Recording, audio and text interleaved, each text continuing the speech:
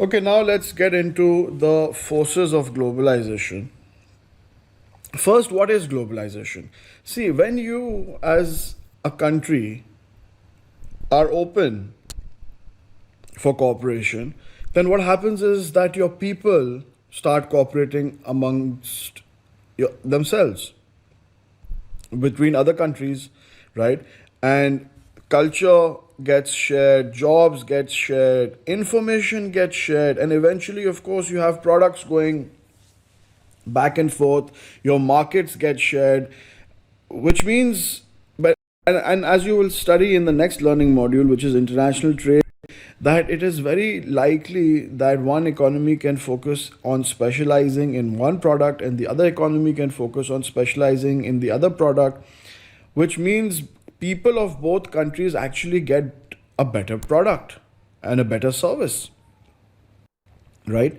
If you can specialize that way, but then that requires trust.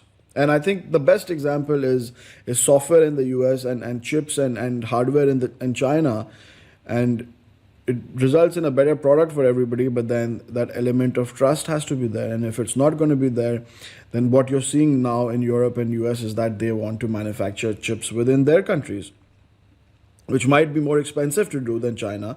And eventually, the people of Europe and US will have to pay for the higher uh, devices. But as discussed in the previous video, that there is a hierarchy that needs to be maintained as well. But ideally speaking, let's say that we're going for cooperation and we're going for globalization. So what is the charm in this, right? What is the benefit, not just for the people that get better products and services at lower rates, but for investors? Because at the end of the day, we are looking to make the highest return on investment, right? So how does all of this come into economic and financial cooperation, which then benefits the investors? So that is what we want to understand, right? So what happens is that with this free flow of goods, services, capital, currency exchange, information exchange, we will definitely improve the efficiency, right? And include our trading partners in our growth. Whereas the opposite of that is with anti globalization or nationalization, there will be limited economic and financial cooperation. Now, why would you want to go for cooperation and globalization? Number one is your increased profits. And as an investor, that's what we are looking for as well, right? So, let's say Africa says to China, please come in and use my resources, pay me, so that the African people also get their fair share. And China is able to make a lot of nice products and share them with global markets. And global markets in turn can share. So let's say, for example, Saudi has oil, it can share it with China. Africa has other minerals, cobalt, lithium, whatever it is, right? They can share it with China. China can convert that into products and sell them back to the African markets and the Saudi market, right? They can use the software made by the US. And all of this leads to intrinsic gain, which is genuine value addition for the entire world, right? And which leads to GDP growth for the entire world, right? And not just in nominal terms, but in actual terms. That is, our productivity as a race goes up, as a human race, right? So number one obviously is increased profits. So what happens is that companies start interacting with each other, they get new customers. Think of Mercedes selling in China. Think of Apple selling their iPhones in China, right? It's a huge market. Another way to boost profits is to reduce cost. And again, I mean, if you get the best access to labor, you can reduce your labor costs, right? You could be having other supply chain efficiencies, that maybe if China is manufacturing the whole world's iPhones, then it will be in a cheap way, right? If the US is designing everybody's iPhones, they'll be able to do it in a cheap way. So you kind of specialize, and all of this helps us reduce cost. access to resources. So if Africa says, hey, you guys cannot have my cobalt, then how are we going to make products? Or if the countries which have access to lithium says we are not giving you the lithium, then what are we going to put in the car batteries for our electric vehicles? So we need to open up. And what that happens is that it really helps the entire world create this efficiency. And even it's not just the physical commodities, it's also capital, right? So let's say one country has the commodities but it doesn't have the capital. So if you let the capital flow in, then it can increase the productive capacity of a country. So it's very, very important that all of this happens for us to be able to reap the benefits, which is obviously intrinsic gain, right? So then what happens is that not only does the country benefit itself, but other people also benefit, and eventually you broaden their horizons. Think of the Japanese economy. I mean, look at the resources they have, which is not very many, right? It's not a lot. Look at the size of the country, it's not that big. But the way they have been able to generate value, not only for their own economy, but for others as well, is absolutely fantastic, right? I mean, the American people get very nice cars. American cars are also very nice, but Japanese cars have a different value proposition, right? And the Japanese people also get a fair share of that benefit. So it's a very, very interesting motivation that we have for globalization. Unfortunately, it's not that easy to do, right? There are certain costs that we need to be consciously aware of. And more importantly, us as analysts being aware of these costs is we have to monitor what's going on, because if there is a threat of rollback, right? If I am investing in Huawei, which is a Chinese company, or if I'm investing in Alibaba, right? Or if I'm investing in, let's say, Google, which is dependent on these Chinese companies for manufacturing and selling their phones. So, or at least that's what the current supply chain looks like, right? So I need to be very carefully monitoring if this process of globalization is stopping or rolling back, which it might, because there are potential disadvantages. And if they are not tackled amicably, if we don't tackle these consciously and fairly through proper dialogue, then it could all fall apart. So what are these issues? We'll discuss each of them, right? But let me just give you a high level overview. Number one is unequal accrual of economic and financial gains. Now, this is what President Trump was talking about, right? That a few years ago, before President Biden, is that, okay, so we're cooperating with China, but China is getting the better part of this deal, right? So they are just exporting to the US, and the US is not being able to export back. So the accrual of gains is unequal, right? Or there might be lower ESG standards that the US might feel that, hey, they are using, or many times we've heard that in the south of in South America there are people, or in Southeast Asia there are factories which sometimes they use child labor, which is a very bad thing for society. So or maybe they're not taking care of the environment, they're using production methods which are not so environmentally friendly, right? So there could be environmental, social, or governance concerns that could be raised because of globalization. There could be political consequences, obviously. So I mean, China getting stronger might mean other things for the US, right? And then of course interdependence, which kind of is linked obviously with the political consequences, is that then you get dependent on that country as well. So I mean, if you look back at the World War One and the World War Two, and how the European countries have come out of this is really commendable, because they have developed a serious amount of interdependence, and not as a cost, and it's not seen as a cost. The way they see it is that, hey, it is now a deterrent for us to roll this back, because then we will think, okay, but then there's so much interdependence now.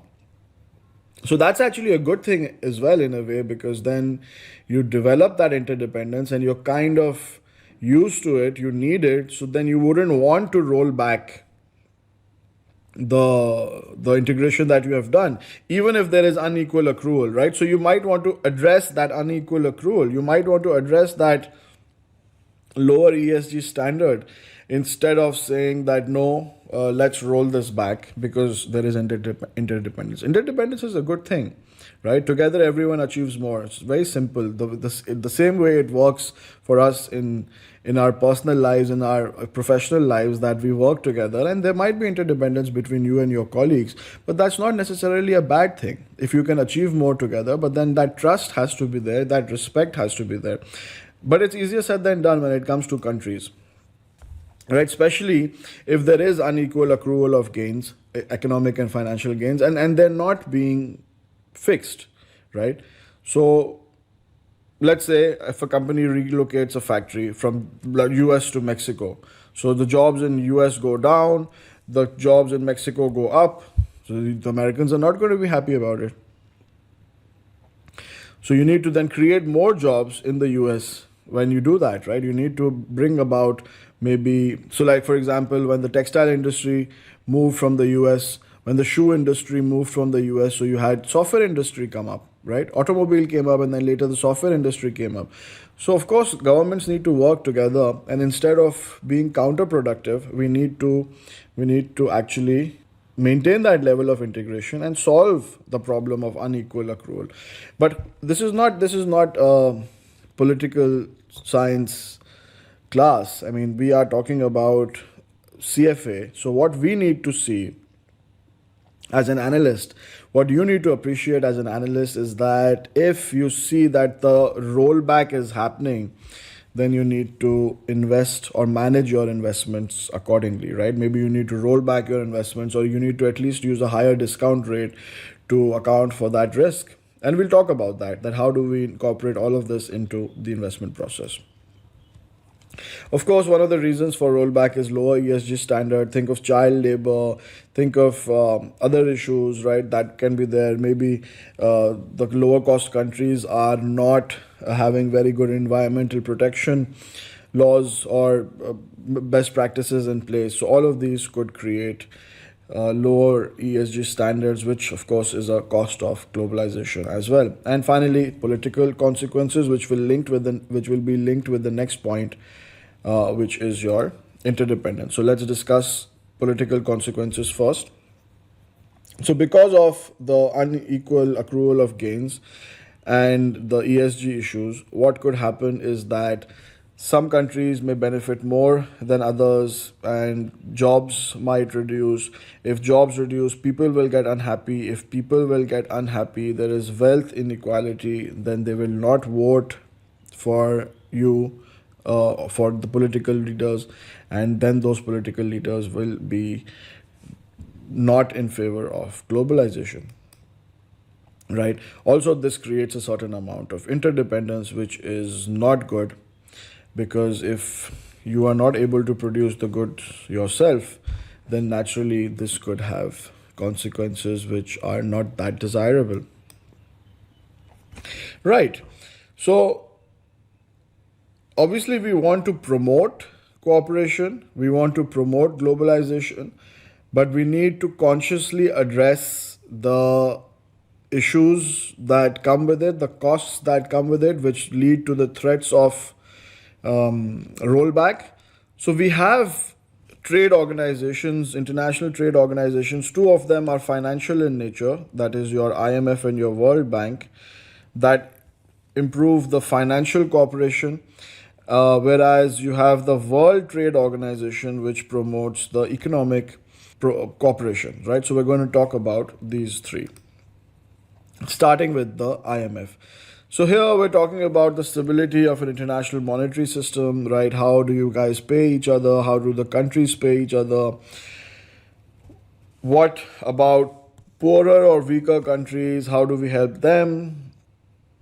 right? There needs to be an exchange rate stability as well, obviously, because then if there is a lot of volatility in the exchange rate, then it becomes difficult to actually figure out what should be the price of goods and services, because sometimes payments are made, not sometimes, many times payments are made a month, 2 months, 3 months, even sometimes months or years after the goods have been delivered, right? So the exchange rate needs to be relatively stable, right? Countries sometimes have balance of payments problems, which means that they don't have enough money to manage their imports. So that's where IMF steps in as well. So how does IMF do all of this? They provide financial assistance, they also provide surveillance, they help resolve global economic imbalances, and they provide technical assistance. And we're going to discuss each of these points separately now, starting with financial assistance. So, what you will learn in your fixed income, if you haven't already learned that, is that IMF also has bonds, right? So, it has actually member countries which give IMF its funds through a pool of gold and currencies contributed by the members. And then IMF also issues its own bonds, and it uses that money, right, to lend money to countries that need help in their external deficit. So their imports might be a lot more than their exports. So IMF will help them sort of manage their international trade so that they can grow and fix their structural issues, right? IMF also helps in the surveillance, right? So in case if there is something wrong going on in a certain country, then IMF will highlight that, because if a country goes down, then other countries that are trading with it will be impacted, and that is something which is not in the interest of the entire global economy. So what we want is monitoring of these economies. Let's take the example of Greece or Spain, right? And if there is any issue, then it needs to be resolved. Now the question is, how do you resolve them? And I think Greece and Spain are not good examples when it comes to the poverty reduction and growth trust loans or the exogenous shock trust loans. But I think maybe Pakistan would be a better example with the floods. So Pakistan floods, right? There could be an event which will a natural disaster, or Turkey earthquake, right, which needs help, because these countries obviously face this natural issue and they are having a lot of trade with the global economy. So it would be useful to actually help them out, or even provide low interest rates for low income countries to reduce poverty. And the World Bank does a lot of work in this space. So we'll talk about that when we get to the World Bank. IMF also provides technical assistance to the country's officials, that how should they manage their macroeconomic policies in a better way. Right. Now coming to the World Bank. So here the objective is obviously more towards fighting poverty, right? IMF is more towards exchange rate stability, international monetary stability, but also towards poverty. But their overarching main goal is the monetary stability internationally, whereas your World Bank is more focused towards fighting poverty and sustainability of creating sustainability for economic growth. Right. So what is their target? They want to end extreme poverty. What is extreme poverty? People living less than $1.25 a day. Right. So that should be less than 3%. Wow.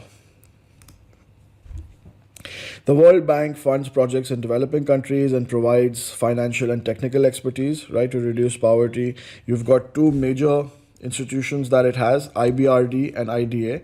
Let me talk about both of them.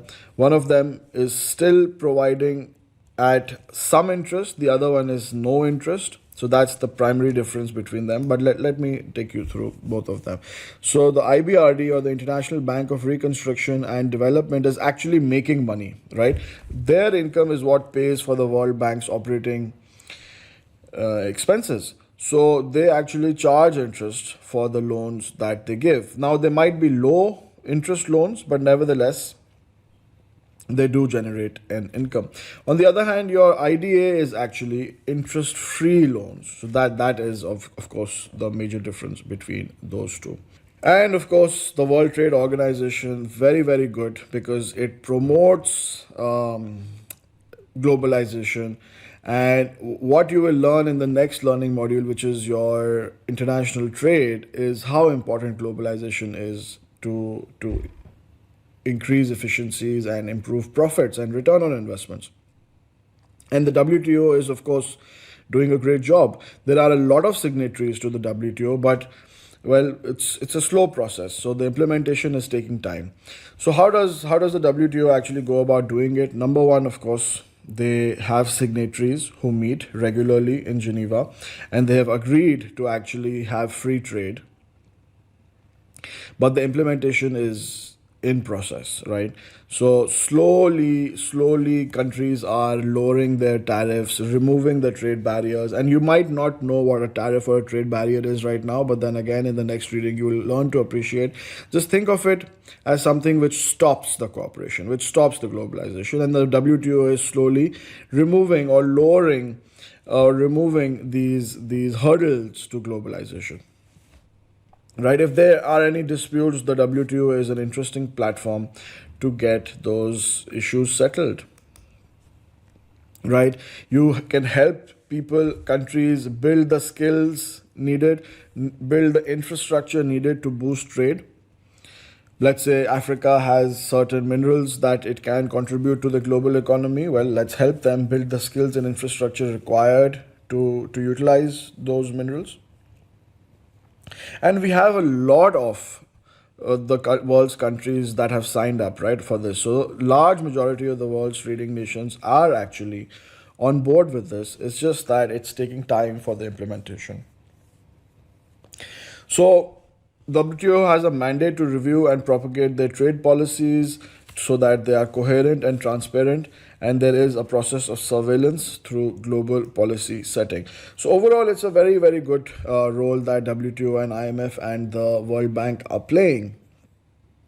Now, with that background, so now you know a lot more about what is geopolitics, right? What are the factors that need to exist for promoting cooperation. You know what are the international institutions that are trying to promote this.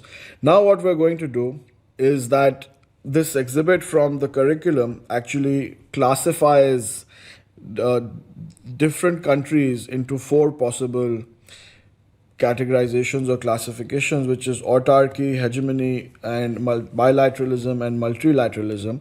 And we're going to then in the next video pick it up from here and start understanding what are different countries doing and why they would be doing it. How do we know that they are doing activities which make them an autarky?